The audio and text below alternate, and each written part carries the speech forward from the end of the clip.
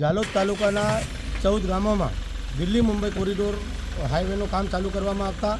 જે અમારા આદિવાસી ખેડૂત ખાતેદારો હતા એમની જે મૂળભૂત સુવિધાઓ છીનવાઈ ગઈ અને છીનવાયેલ 14 જે મૂળભૂત સુવિધાઓ છે એમની માંગ લઈને અમે છેલ્લા 3 વર્ષથી અનેક આંદોલનો કરતા જઈ અને અમારી માંગણીઓ મૂકેલ હતી, પરંતુ 3 પ્રાંત અધિકારી શ્રી બદલાઈ જવા છતાં અમારી જે માંગ હતી એ સ્વીકારવામાં ન આવતા અમે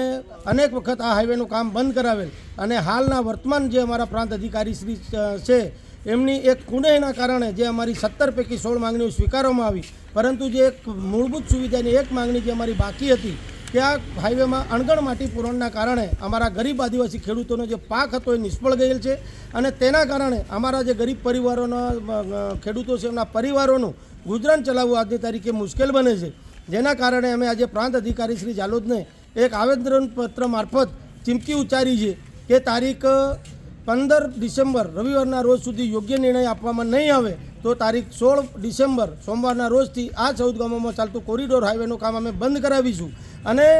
તંત્ર કે ઓથોરિટી કે નેશનલ હાઈવે દ્વારા કે સરકાર દ્વારા અમને વળતર આપવામાં ના આવે તો અમે એ પણ રસ્તો બતાવીએ છીએ કે અમારા પરિવારોના ગુજરાન માટે આ 2 ક્વિન્ટલ ઘઉં અને 2 ક્વિન્ટલ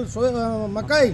જે પણ અમારે જે ફોર્મ સર્વે મુજબના ભરેલા છે એમને આપ અનાજ 4 ક્વિન્ટલ આપો, જેથી કરીને જે અમારા ગરીબ આદિવાસી ખેડૂત ખાતેદારો છે તે પોતાના જીવનનો નિર્વાહ કરી શકે. મુકેશભાઈ ડાંગી, ખેડૂત આગેવાન.